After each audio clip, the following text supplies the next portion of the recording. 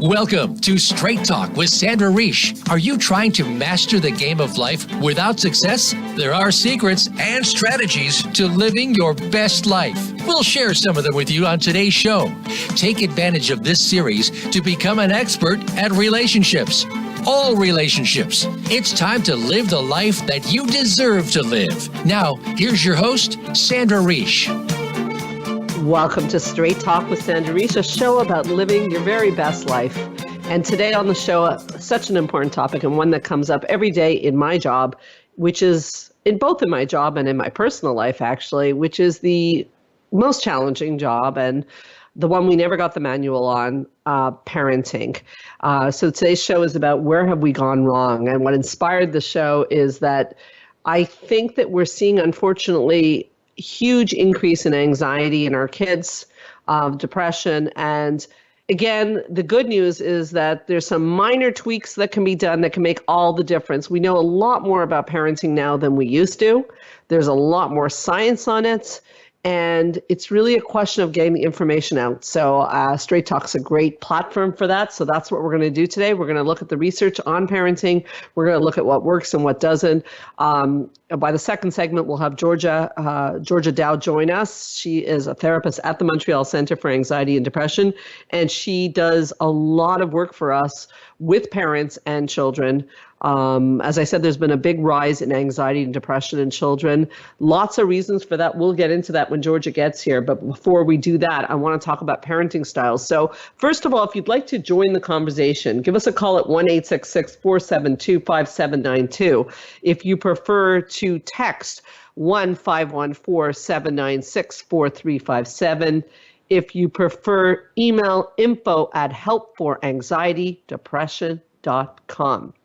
So there are different kinds of parenting styles that have been shown up in research that people tend to do. And the reason we're doing these parenting styles is because our parents either did them to us or we want to be the opposite of our parents, which unfortunately leads to swinging to another extreme. So let me start by naming some of the parenting styles that show up and that we've observed both in our practice and in research, and the problems that come with them. So the first one you might recognize very easily because a lot of us grew up with these parents.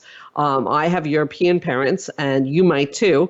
And certainly this kind of parenting style is very common in first-generation kids, but not only in first generation. It's called authoritarian parenting. Maybe you tend towards statements like this. You believe kids should be seen and not heard. You feel that your rules are the rules of the house and it's your rules or the highway. And, you might know that you're authoritarian parents if you say often to your kids or all the time when your kids say, why can't I do this? You say, because I said so. I'm not saying there's not a time and place to say that.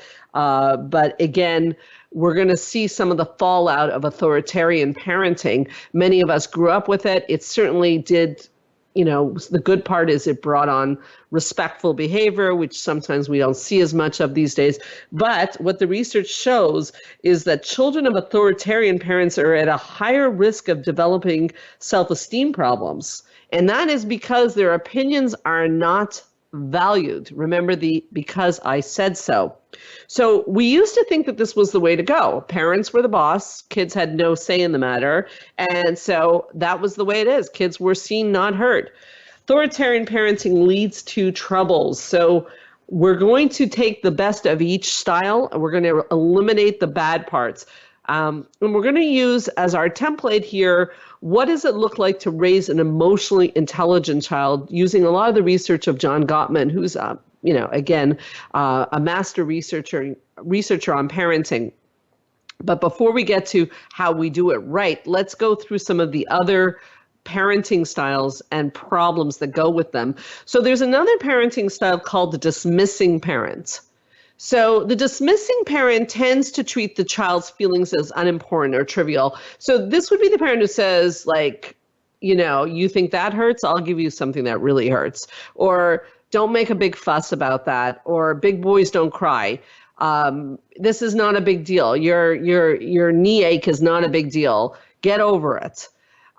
This kind of parent tends to disengage from or ignores the child's feelings and basically wants the child's negative emotions to go away. Again, if you're doing this, you don't have to crawl into a hole. We all do it from time to time, but it is called dismissive and it doesn't work too well. Why do people do this? Well, often the child's emotions feel very demanding, especially if you grew up not having the right to express your emotions. It's very difficult then to hear your child expressing theirs and being needy. So this parent tends to minimize the child's feeling and downplaying the events that led to the emotion or the response. And again, not a lot of problem solving with the child. And the belief there is the parent believes that, you know what, the child will get over it. You know, you've gone over things, they'll get over things. The problem is the effect of this style on children is that children learn that their feelings are not valid, that they may even be wrong, their feelings are inappropriate. And so therefore, if they have these feelings, the child interprets that as there is something inherently wrong with them because they should not have these feelings. Their parent is looking at them like, what's your problem? So the child interprets, I must be the problem. And none of us want our children to feel this way, but unconsciously, this is what happens when we dismiss the emotion of a child. And we're all guilty of it. Just to, normalize this. Again, I've said this sometimes to my child, like they say they're hungry. I go, you're not hungry, you just ate. Okay, even that is dismissing the feeling. So you might be thinking, well, does that mean I should give them food every 2 seconds? No, it does not. But it means that they have a right to feel what they feel. So, oh, you're hungry. Yeah, that's not a good feeling, but that doesn't necessarily mean giving the child a snack. That's a little bit of an unusual example, but the challenge lies in when the child feels all sorts of emotions that are provocative to you. Because if you grew up with dismissive parents, you don't probably know your own feelings. So now your child is expressing feelings and you're like, uh-oh. The good news is that if you can get a handle on this and validate your child's emotions, you don't only heal your child or help your child, you heal yourself. And it's hard to do. I didn't grow up with, a lot of, oh, I'm so sorry you're feeling that way, Sandra. So therefore, to be able to validate my child's emotions, it doesn't come that naturally. But yet when I do it, you can see how well the child responds. And we're going to get to the research on that too, on how children respond extremely well to being validated and start to behave in much better ways. So there might be some of you listening right now, eye rolling and going, I don't want to validate my child's emotions. They have too many emotions. But the win there is not only for your child, it's for you. I want to talk about another parenting style here that's very similar to dismissive. It's called the disapproving parent. It's very similar to dismissive, but this parent throws in judgment and criticism in terms of the child's emotional expression. So it's not only, I don't want to hear about your feelings, but it's really, again, what's wrong with you for feeling this way? It's also, this parent really teaches the child that there's one way of behaving and there is the standard, you need to follow it, and negative emotions need to be controlled. Get your negative emotions under control. The reason parents do this sometimes is because there's still this belief that many of us grew up with is that emotions are a sign of weakness. I mean, the American Psychological Association used to believe that emotions were a sign of weakness. They were wrong. They acknowledge that now. We now know that emotions are a sign of strength. They're your guidance system.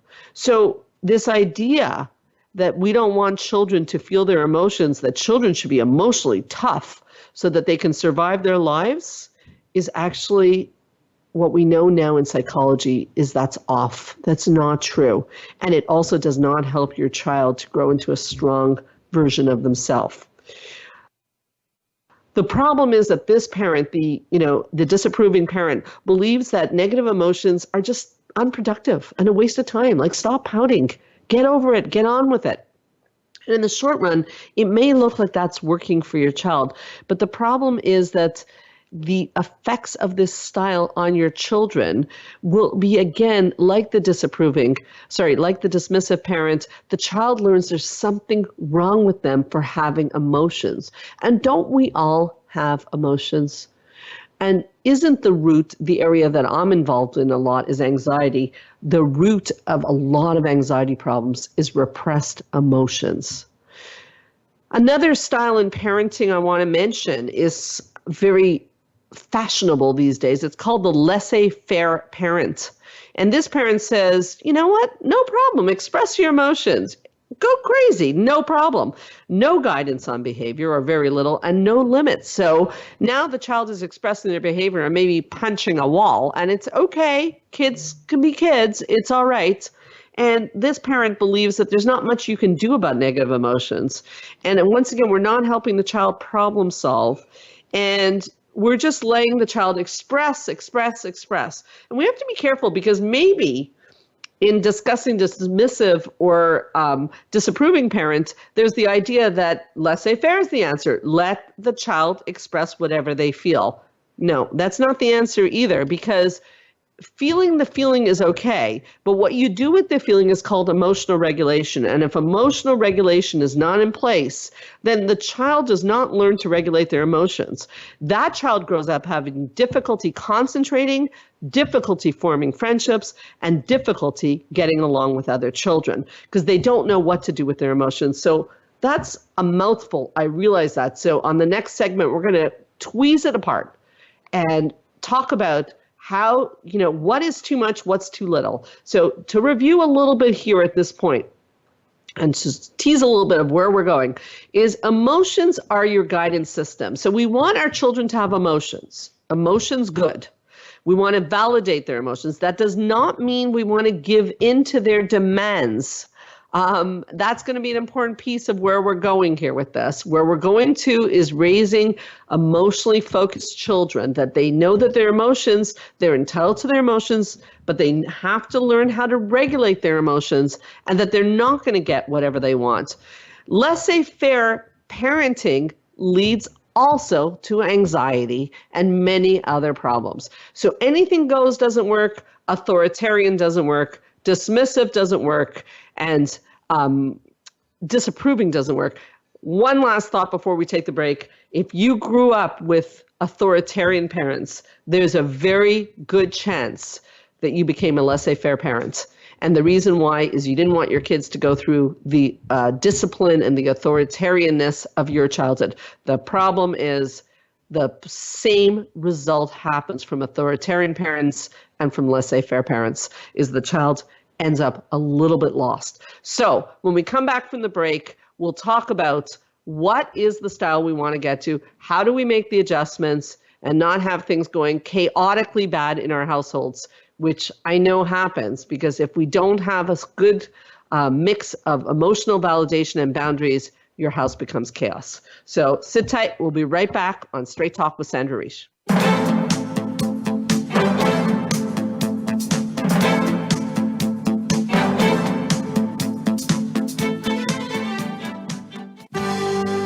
Your life, your health, your network. You're listening to Voice America Health and Wellness. Spa Munari is a full-service wellness day spa located at the heart of West Island, Quebec. Submerge yourself in beauty with one of our many treatments, specially catered to your needs. We offer facials, manicures, pedicures, hair removal, massages, body treatments, and so much more. Enjoy our ultimate relaxation experience with our spa packages. We offer a men's menu as well. Call us today to book your next appointment at 514-695-5040 or visit us on the web at spamunari.com. That's 514-695-5040 or spamunari.com.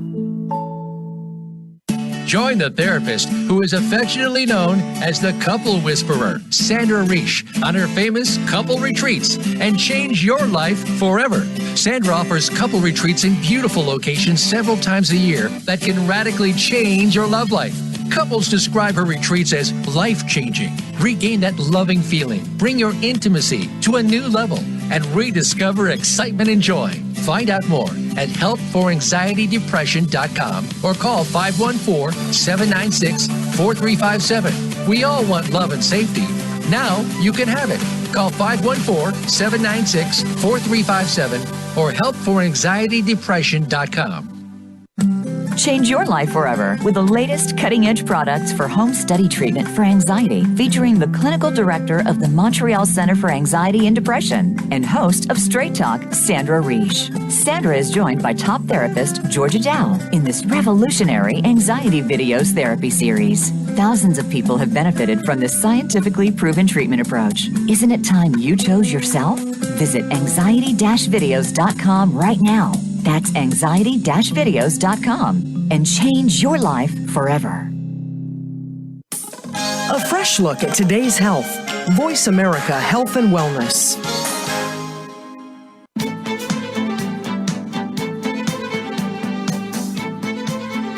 You are listening to Straight Talk with Sandra Reish. To connect with the program today, please call 1-866-472-5792. Again, that's 1-866-472-5792. You may also send an email to info@helpforanxietydepression.com. Now, back to Straight Talk. Here's Sandra Reish.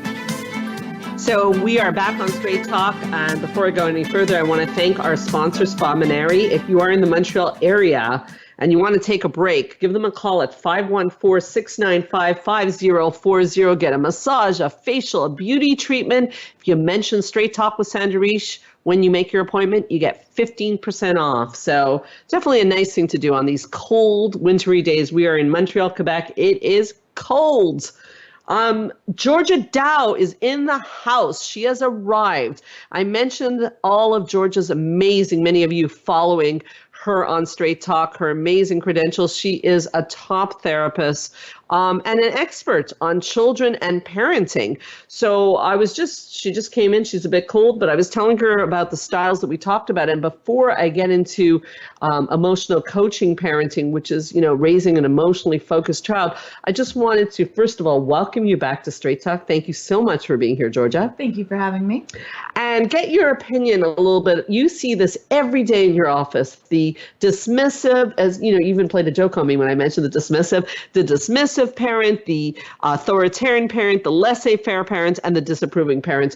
Are they as common as I am suggesting these days? Do we see a lot of this? We see a lot. I see a lot now of laissez-faire parenting. I said it was fashionable. It's fashionable, and I think that the pendulum has went from authoritarian. Have you already said this? Am I repeating? No, but it's so great that it's so great that you're saying it. Go for it. It is. It's swung, right? So there's all these people. If you grew up with authoritarian parents, now you're gonna, make sure that you're just letting them. You want to be their friend. You want them to do whatever. You want them to like you. Okay, stop right there. What's wrong with being your kid's friend? People tell me all the time they want to be their kids' friends, and I know what you're going to say, and I need you to say it.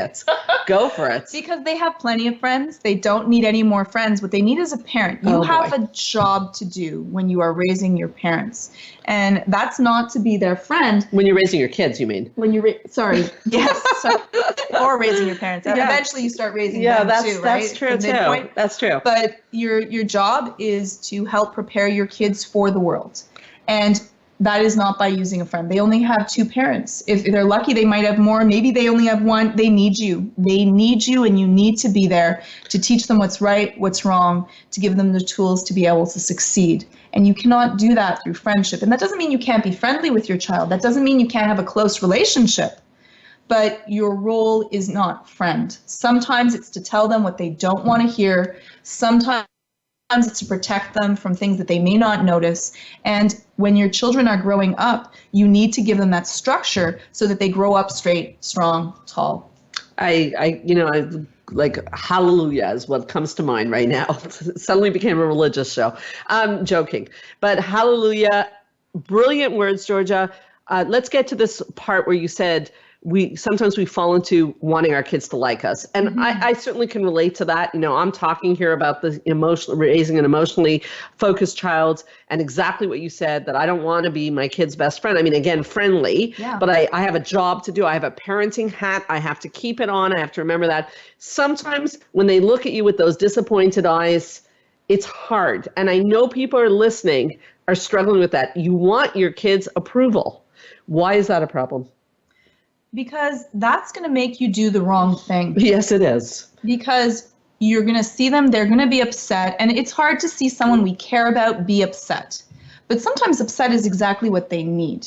They need to be able to have rules. And also, if you have a child that you've never made, and I have a lot of parents come into my office and say to me, but they won't like this. And my thought in my mind is or I usually say they might not, and that's okay. Because the world is not going to only be giving them things they like. The world is going to be giving them things that they don't like. And so just by them being disappointed, they're learning how to deal with disappointment, which is also a bonus. It's a good thing. Even some of the things that are hard for us to see because we love our children, we want to protect them from everything.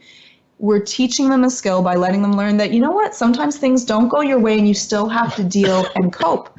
So, emotional regulation, right? Exactly. I remember you telling me years ago when I first met you. I remember you telling me the example. I didn't answer your question though. Oh, sorry. go ahead. Let me continue. I apologize. I got into that. No worries. I thought, but that you made such a good point though. So yeah, but why would that be bad? Is that if you worry that your child is disappointed, you're going to give them what they want instead of giving them what they need. Ah, well said. Sorry.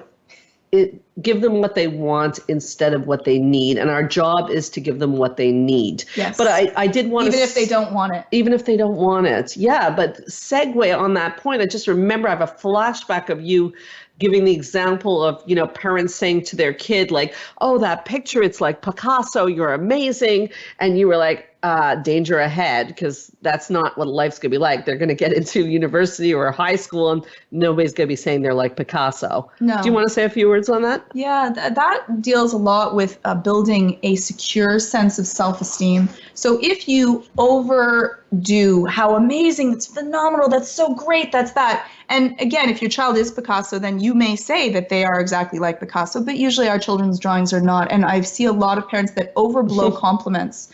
It does two things that are very dangerous. One is they go into the world and they think that their art is Picasso because at first they believe you. Right. And so then their teacher says, it's okay, but I think that you need to fix this or change that, and that destroys them. So you are building up a false bubble of who they are as a person, and they are not learning the truth of who they are, and then how do they navigate life. The second and more dangerous in a lot of ways is they learn not to trust you. Yeah, that's a big one. Your words no longer are truthful and don't matter. And so I actually went through a session today where I said, I will tell you the truth even if you don't want to hear it. And they said, really, but won't you just want to make me feel good? And I said, but I'm no use to you if I only am here to make you feel good. My job is to help you see things, and I could be wrong, but to show you things that as I might see that they might be, to give you those tools to that. And as a parent, you walk a very fine line of wanting you don't want to be overly harsh and be the critical parent, but you also want to be specific to what your compliments are. So if you see the painting, and maybe it's a horrible painting, you don't want to say this is horrible and this is trash. Even if you think that, don't do that. Mm-mm. But you might say, you know what, I really like your use of color, or I can sense a lot of emotion into your image. You want a specific compliment that builds secure self-esteem and makes them go, whenever, like if you get a compliment, I say, that was great, Sandra. How much does that actually make you feel good? Not so much. No, but if I give you a specific compliment and say, you know what, I really love the way that you stated that. I think that it was it made me really feel good about the way that you say things, or your voice, your tone of voice is always so soothing to me. Those are compliments. How do they make you feel? Well, really good, because they're very specific, as you said, to me. Right, which means it makes you feel like they're meaningful, that I've actually thought about it, and it's more true. And that's what you want to do. And by the way, with adults, the exact same thing. Yeah, well, I'm an adult, and I took the compliment. Amazing. So I want to talk a little bit. I want to give the overview. She's laughing. She's loving that. I want to give the overview because you did such a beautiful job of explaining of how basically if we forget that there's a job here as a parent, we get ourselves into trouble. Yeah. I want to give the overview on the research, and then I want to talk about it. So again, I'm alluding to John Gottman's research because I really love a book he wrote called Raising an Emotionally Intelligent Child. Worth checking out. You know the book? I have the book. Brilliant book. So just a few points of what it would look like, because I already explained, too much emotion, no good, dismissing emotion, no good. So it might be a little unclear. So some thoughts. what you do when you're raising an emotionally intelligent child is you value the child's negative emotions as a chance to connect with your child, to validate, okay, and to help your child be aware of their emotions. But there are limits on what you do with the emotions. So there has to be a distinction between the feeling and the action. Again, like I said before, you can be sad or angry. You may not be able to, and I'm joking, you definitely can't punch someone. So that's our job to teach that. Another point that I'll come back to you in a moment, Georgia, and get your opinion on this, is that the parent who knows how to do this sees negative emotions as a real opportunity for parenting opportunities. Sorry, that's a little redundant, but you know what I mean. The child expresses something negative. Oops, we have a really great opportunity here for something I can teach my child. Furthermore, we have to be careful about telling our children how they should feel. You should feel excited. There's a big event coming in the next few days. You should be happy. You should not be sad. And again, we'll talk about this, Georgia, because I think everybody slips into that from time to time. It's very tempting to tell someone how they should feel. We cannot do that. So instead, we use emotional moments as an opportunity to connect with a child or with anyone else, like you said, to empathize and validate what they're feeling. So if they say something that you wanted them to be happy about something, by empathizing and also setting limits and setting guidelines on what you can do with those emotions, we are doing our job, correct? Yes, and this is a way that you can have a greater understanding of your child, and you want to learn, how do they see the world? We often think that everyone sees the world in the same way, or your child will see the world the way that you do. But when they say, I really am angry about this party that I'm about to have, you would have the opportunity to be able to say, oh, why is that? Or can you explain that to me? So that you get to look through a little bit and get closer to how do they work and how do they see the world. And then you can help them navigate it even better. Right. And, just to really highlight what you're saying, the research shows that when you do this, children learn to trust their feelings. They learn to regulate their emotions and solve problems. They tend to have a higher self-esteem. They learn well and they get along well with others. So I just want to say, because you see, the fear of many parents is that if you validate the emotion, so if the child is having a tantrum, like, you didn't give me enough food, and you validate the emotion, the fear is that the child will keep going further into tantrum. And that's not what happens. Actually, if you try it out, try this at home. If you validate an emotion, not right away, but the emotion will start to come down. Whereas if you say, you shouldn't be acting like this, go to your room or whatever, the tendency is for the emotion to go up. Why is that? Because they don't feel heard. And so what will happen is that they will then cry louder, get louder, because they want to be seen. And same thing happens with adults. If you're having a fight and someone's not listening, you will often try to fight more. And then the more dangerous thing will happen is you learn to shut down. Okay, so we're going to take a break, but I'm going to give a good teaser here. Georgia Dow often uses the line, do not negotiate with terrorists. What has that got to do with this show? Stay tuned. We'll be right back.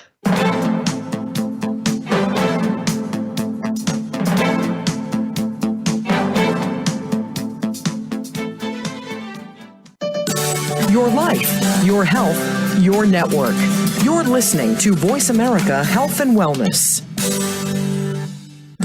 Change your life forever with the latest cutting-edge products for home study treatment for anxiety, featuring the clinical director of the Montreal Center for Anxiety and Depression and host of Straight Talk, Sandra Reish. Sandra is joined by top therapist Georgia Dow in this revolutionary anxiety videos therapy series. Thousands of people have benefited from this scientifically proven treatment approach. Isn't it time you chose yourself? Visit anxiety-videos.com right now. That's anxiety-videos.com and change your life forever. Spa Munari is a full-service wellness day spa located at the heart of West Island, Quebec. Submerge yourself in beauty with one of our many treatments, specially catered to your needs. We offer facials, manicures, pedicures, hair removal, massages, body treatments, and so much more. Enjoy our ultimate relaxation experience with our spa packages. We offer a men's menu as well. Call us today to book your next appointment at 514-695-5040 or visit us on the web at spamunari.com. That's 514-695-5040 or spamunari.com. Join the therapist who is affectionately known as the Couple Whisperer, Sandra Reish, on her famous couple retreats and change your life forever. Sandra offers couple retreats in beautiful locations several times a year that can radically change your love life. Couples describe her retreats as life-changing. Regain that loving feeling, bring your intimacy to a new level, and rediscover excitement and joy. Find out more at helpforanxietydepression.com or call 514-796-4357. We all want love and safety. Now you can have it. Call 514-796-4357 or helpforanxietydepression.com. Your life, your health, your network. This is Voice America Health and Wellness.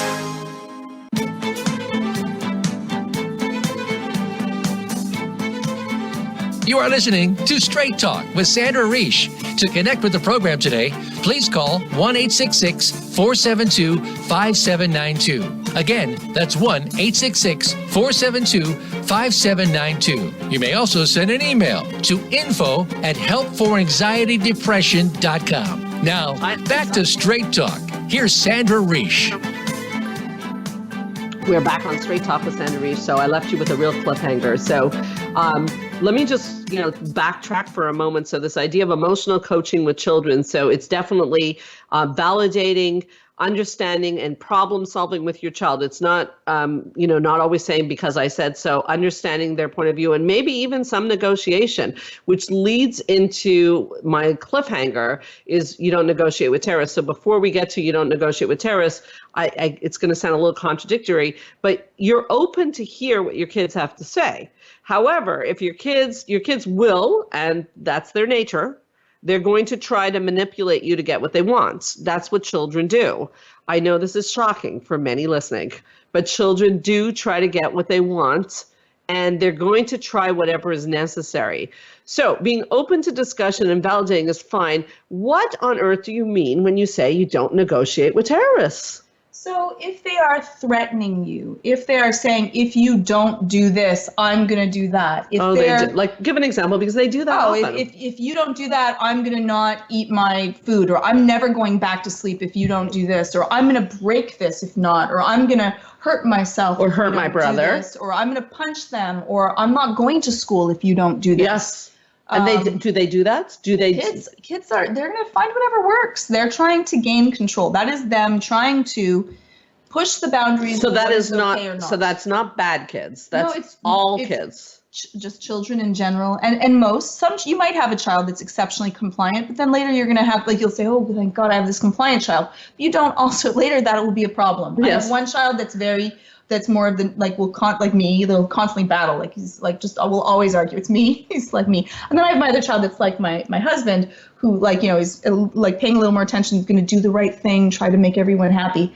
They both come with different positives and negatives, but either way, if when my child was like pretending to hit himself, I wanted to go there and stop him, but really what I had to do, and I knew it, I'm listening to my own voice in therapy saying, shh, Georgia, don't. Because if they're at this age, at 4 or 6, and they're pretending to, I'm going to hold my breath, or I'm going to, smack myself or something like that, what are they going to do? And they learn that works. Because if you answer it, respond to it, they're like, that's how I get them. Yeah. Because they know how we work, right? They understand what gets us. Yeah. And they learn that very, very early. Master manipulators. That's how they don't get left on rocks. Yeah. They really are good at knowing what makes us work. If that works, they will use it. They will use any tool that you have taught them that works. You do not want them to learn that them hurting themselves or threatening or actually acting upon that, which is what happens if you've allowed this to go when they become teenagers, is something that works. Well, we are starting a very dangerous situation. And so no, you do not negotiate when they try to threaten you. And that's where the "we don't negotiate with terrorists" statement came from. Yes. Yeah. So this is something that shows up in your practice and mine a lot, because when they do become teenagers, they've already learned that they can do this. And then parents come to us and they say things like, well, what do you want me to do? Because I don't want my kid to be in danger. They're not going to call me. They're going to stay out all night. Or I've even had people say to me, like, when their kids were behaving in a really inappropriate, disrespectful way, I've had parents call me and say, would you kick your kids out of the house? And I want to go on record here, and I'm going to ask you the same thing, that I would not be happy to kick my kids out of the house. But if the alternative was giving in to these kinds of demands, I don't see that I'd have a choice. So your child's on drugs, for example, and you put a rule down, no drugs in the house, and they say, if you're going to be like that, you know what? I'm out of here. Georgia? Yeah. Your thoughts? I would not want to. I would hope that would not come to me to pass, but you have to protect the sanctity of your home. And so you have to use whatever you can to help them best. That there are rules, and in my house, it's my rules. Even when they're 18, if my adult children are in my home, they are still guests in my home. It's their home too, but there are rules to that. Even if they're paying rent, they have to abide by that. So that's respect. And so even if it came to that point where they were being violent or they were aggressive or, they didn't follow the rules to that, yes, I would have to put a boundary down of this is not acceptable, because these are things that break up marriages. They're things that make the other children feel neglected or left out or not safe. So if that happened to you and your child refused to abide by it, and you'd have to ask your child to gently but firmly leave, many people would say, and I hear this all the time, but you could be sending your child out into a dangerous world. What do you say to that? But if they are using drugs, they're already in a dangerous world. Yeah. And maybe if, sometimes what happens is that by staying in the home, they are comfortable enough to not get help. It works. And I don't want that to be something that works. It would definitely be a last resort if it wasn't for violence, which again, that is a straight up rule. But if it was, drugs, I would try to find every other method, therapy, going to rehab, doing that, and hope that something would click to that before I would get to that point. But you want to make sure that the people that you have around you are safe and healthy, and you don't want to enable. And that's what happens is a lot of homes, these children are enabled, because I say, well, how do they have the funds to be able to pay for this? It's amazing, right? So this brings up something we always end up back on, which is boundaries and consequences. Yes. So there needs to be, raising an emotionally focused child includes boundaries and consequences. We need to say that. So it's loving, it's empathetic, but there's still rules, and there are consequences for not abiding by the rules. Yes, and they're so hard. It's one of the first questions I have, and what are these? And isn't that like punishment is a bad word? What are these consequences? How do we do this? Yeah. It's very complex. How can people learn about what are boundaries and consequences, and how do you deal with them? Because there's a lot of rules to this. Well, I definitely think that, first of all, the whole terminology, I agree with you. People don't even know the terminology, boundaries and consequences. It's not, like you said, fashionable. You mentioned the laissez-faire parenting, and I said it was the fashion statement now. It's not fashionable to put a boundary or consequence on your kids now, because we're the product of authoritarian parents. So it's, they're kids, let them be. You're being too strict. So first of all, it's to wrap your head around boundaries and consequences. You might need to work with somebody who is an expert in this. Mm-hmm. What else can they do? So, if you're wanting to and boundaries and consequences are really the structure to have healthy relationships, not just with your kids. This is the structure to have healthy relationships at work, with your husband, with your in-laws, with your sister, with your friends, with yourself. And if you really are interested in having better relationships in the way that you treat yourself and others, we do have a video that you can get that talks about boundaries and consequences. And we go through all of the rules, all of the steps to it, different thoughts to it. We discuss that. And it's really one of my favorite videos I ever did with you. I like that one. Yeah. That one and the parenting are probably, parenting and sleep are probably my favorite video. Oh, and the negative one. The negative self-talk, which is like anxiety 4 or something. Yeah. They've all been great. So so we did the videos, a couple of years ago now, but the Boundaries and Consequences is really our most popular video. And the parenting one also is very popular for this reason, because again, like I started the show, we don't get a manual on it. Yeah. So sometimes it's helpful, and that's one resource. We're certainly not saying you have to go with our resource. There's many resources.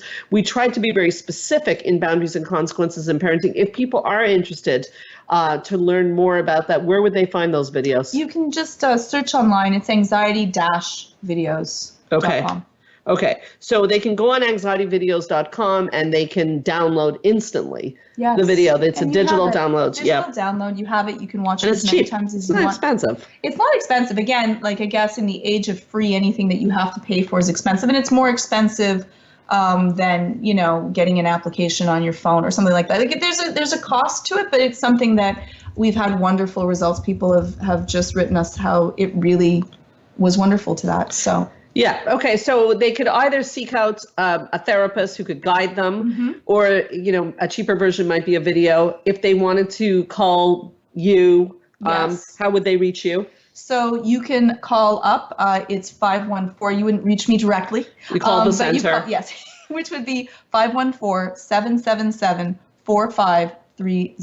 Yeah, and many of our listeners are not in Montreal, so they may be listening going, this is of no help to me. Well, this is part of why we did A, the videos, and B, what we've done over the years is, if you are in Canada, we do Skype sessions, but we also, if we get a call from someone who's stuck somewhere else, if we know of any resources in your country, we will certainly try to guide you along. It is really important to work with an expert and work with someone who has mastered this in their own life. So when you were talking about, as a therapist, being honest with your clients and saying you're not going to tell them things just to make them feel good, I thought to myself, ooh, that's another show on, again, how to choose a therapist, because you don't want a therapist that's going to pump you up. I mean, it feels good to be pumped up, but you want the truth. If you're messing up, you want someone who's going to say it kindly, but you want someone who's going to tell you. And I think at the center, the number one comment we teach clients is that they need to learn about boundaries and consequences. And many of us didn't learn it. Yes. Okay, or it was overdone. It's ridiculous that it's not taught in schools. Ridiculous, I have to say. If we taught about, how to, and we're not taught how to parent. It's the hardest job that we do, and we're not taught how to do it. So we're not taught how to give boundaries and consequences. I'm lucky that I went to school and did psychology, and so I did a class on it, and so I was like, oh, that makes so much sense. It's one of these things that unfortunately we usually just parent the way that our parents did, or the opposite of the way that our parents did. Yeah. And it's really important. And so, I'm happy you're doing a show on this, because people often don't get to learn about, what are parenting styles, and different children often need different parenting styles as well. That's true. That's really difficult. A lot of parents come up to me and they have a friend that say, you know what, my kids are so easy, and they think that then they're perfect parents. You might have had an easy child, and someone else might not have. Parents often take also a lot of blame, and it is not all their fault either, because sometimes your child may have its own specific difficulty that they're dealing with. And it's not you. You just do the best you have with your tools. You may not know how to parent that type of child because you have not been taught.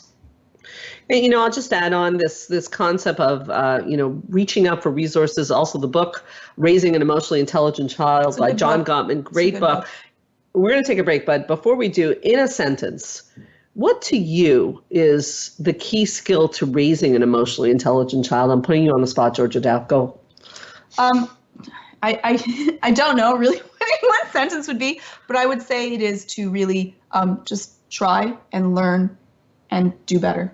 Okay, and one sentence, where have we gone wrong? Where have we gone wrong? Just a sentence, we'll come back and discuss it more. Where have we gone so wrong? I started the show by saying there's a surge in anxiety in children. Where have we gone wrong? I think that the entire society is that we think that people can learn parenting just implicitly, and that we don't teach people how to be better parents. Brilliant. So thank you for the show. Brilliantly said. Thank you for that. When we come back, as we discuss that, I want to bring up helicopter parenting, and I want to bring up technology and this increase in anxiety with somebody who spends a lot of her life promoting technology. So it'll be very interesting to talk to her. I just saw a recent research on, you saw it, Microsoft, what's his name? Yeah. The Microsoft guy, what's his name?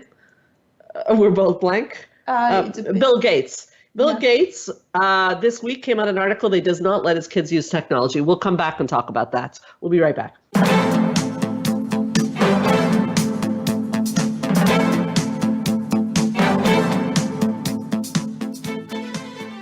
Opinions, options, answers. You're listening to Voice America Health and Wellness. Join the therapist who is affectionately known as the Couple Whisperer, Sandra Reish, on her famous couple retreats and change your life forever. Sandra offers couple retreats in beautiful locations several times a year that can radically change your love life. Couples describe her retreats as life-changing. Regain that loving feeling, bring your intimacy to a new level, and rediscover excitement and joy. Find out more at helpforanxietydepression.com or call 514-796-4357. We all want love and safety. Now you can have it. Call 514-796-4357 or helpforanxietydepression.com. Spa Munari is a full-service wellness day spa located at the heart of West Island, Quebec. Submerge yourself in beauty with one of our many treatments, specially catered to your needs. We offer facials, manicures, pedicures, hair removal, massages, body treatments, and so much more. Enjoy our ultimate relaxation experience with our spa packages. We offer a men's menu as well. Call us today to book your next appointment at 514-695-5040 or visit us on the web at spamunari.com. That's 514-695-5040 or spamunari.com. Change your life forever with the latest cutting-edge products for home study treatment for anxiety, featuring the clinical director of the Montreal Center for Anxiety and Depression and host of Straight Talk, Sandra Reish. Sandra is joined by top therapist Georgia Dow in this revolutionary anxiety videos therapy series. Thousands of people have benefited from this scientifically proven treatment approach. Isn't it time you chose yourself? Visit anxiety-videos.com right now. That's anxiety-videos.com and change your life forever. Your life, your health, your network. Voice America Health and Wellness.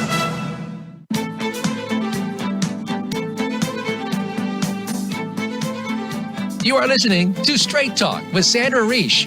To connect with the program today, please call 1-866-472-5792. Again, that's 1-866-472-5792. You may also send an email to info@helpforanxietydepression.com. Now, back to Straight Talk. Here's Sandra Reish. So we're back on Straight Talk. Such an important topic, parenting. We've done not this episode, but this topic before. And it was funny. I was writing up next month and I found myself putting it on again because, I realized I don't have to do it right away again. But there's a lot to say about it. And there is such a huge rise in anxiety. Oh, yes. So there's two things we need to talk about, which is one, the helicopter parenting, okay, which is very, very common with anxiety.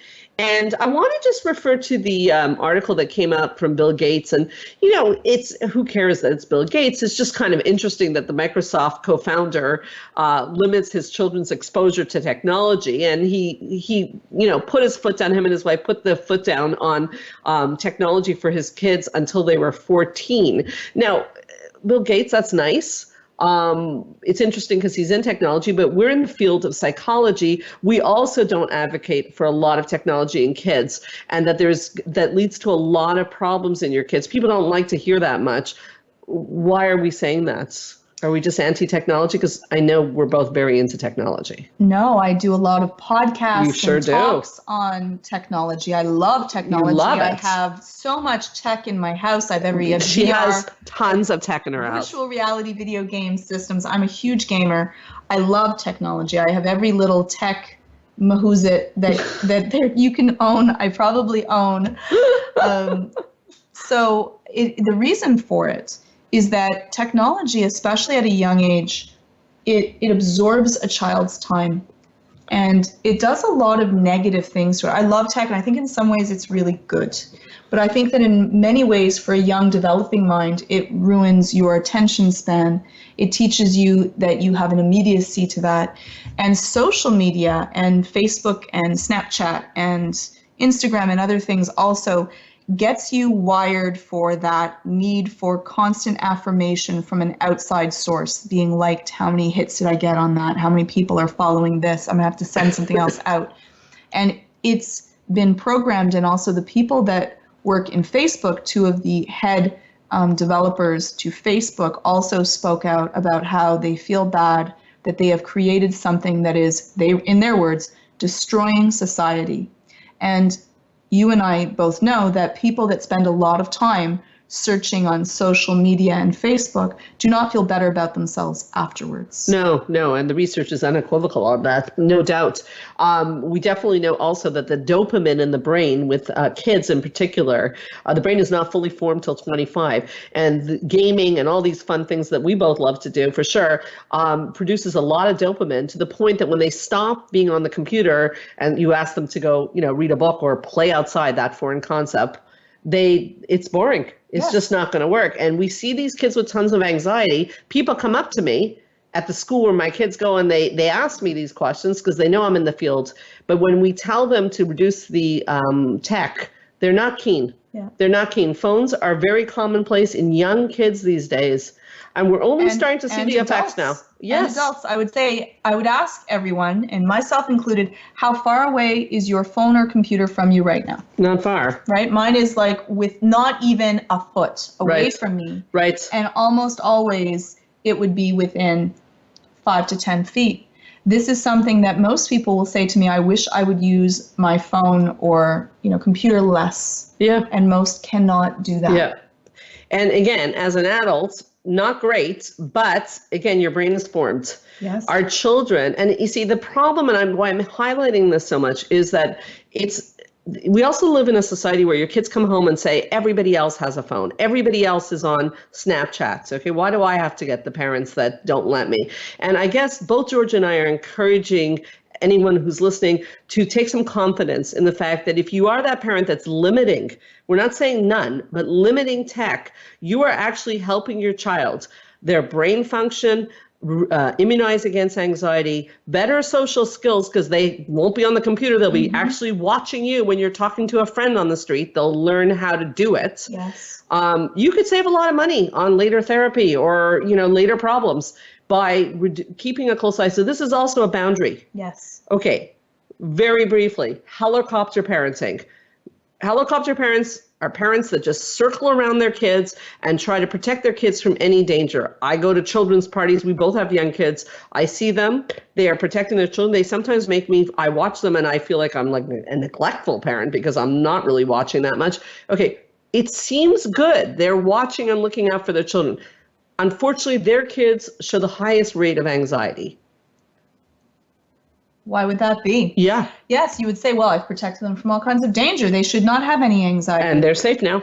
But what happens is that it does two main things. There's many reasons that you should not helicopter parent. But one of them is that how do children learn to navigate danger? If they never ever see everything, if they've never broken everything, if they've never done anything wrong, how are they learning that? And the second thing is that there's actually three. The second thing is you are saying the world is a really dangerous place because I have to be this close to you because if not, something horrible is going to happen. And third, we are saying I don't, and you're not meaning to say this. No one goes out to do anything to harm their child. You are doing it out of love. But what you are saying to them implicitly and unconsciously is that I don't trust that you'll be able to handle this. So I'm going to handle it for you. Brilliantly said, Georgia. Which means that the child will feel safety with their parent, but not safety with themselves. Wow. And then when difficulties arise, they need someone else to solve it because they have not learnt the skills to be able to solve their own problems. And you want to raise a problem-solving child. Which is often known in our world as a resilient child. And I always say, if you want to give your kids one thing, it's not happiness, it's resiliency, the ability to deal with good times and bad. Beautiful. So really brilliantly said, and it brings the point home. I also love that you said, and I'm going to really take that as the very important takeaway, that none of these parenting styles, no one sets out to, at least almost no one sets out to want to hurt their kids. Okay. So if you are giving your kid a lot of tech, the goal isn't for us to say like, oh, you're bad parents. Not at all. No. I think that your intention is quite good. And I think helicopter parenting, you want to protect your children. Your heart's in the right place. Even dismissive parenting, the reason parents do this is they feel their kids are getting too wrapped up in their emotions. So there's no judgment here. The goal of the show the topic was, where did we go wrong? And how do we make those tweaks? And what do we know now in research? We're living in 2018. We know a lot more than we used to. Yeah. We didn't get courses in parenting. And I'm very grateful to you for coming on and sharing your knowledge for all our listeners to learn these skills to help us, help our children and therefore help our society. Yes. It's a big thing. It's a big thing. It's a big thing, and it's a very hard job. It is. It is easy for people to sit in judgment of others. And we do. But People do it all the time. All the time of people's parenting. We are doing the best we can with the tools that we have. And thank you, Sandra, for having this show to help people learn some better tools. No, thank you so much again, Georgia, for coming on and sharing your brilliance. It's always such a pleasure. She's looking at me strangely, but it's true. I think this is a very important show. So that's all the time we have left today. So before we sign off, I'd just like to, again, thank Spa Munari. I'd like to thank everybody for listening to Straight Talk with Sandra Reish, and I'd like to invite all of you to come back next week. If you're interested in our retreats, therapy, or any media, anxietyvideos.com that was mentioned on the show or previous shows, you can check out helpforanxietydepression.com, or you can check out straighttalksandrareish.com. There's lots of information on there. Also on the Facebook, Straight Talk Sandra Reish. You can hear this and any prior show as a podcast on my website, straighttalksandrareish.com, on the podcast app of your iPhone and on iTunes under Straight Talk with Sandra Reish. And feel free to drop Georgia or myself a comment or a question anytime at info@helpforanxietydepression.com. So my name is Sandra Reish, and I promise I will help you learn to live your best life again next Thursday, same time, same channel. In the meanwhile, this is Straight Talk with Sandra Reish, and keep your eyes on the stars.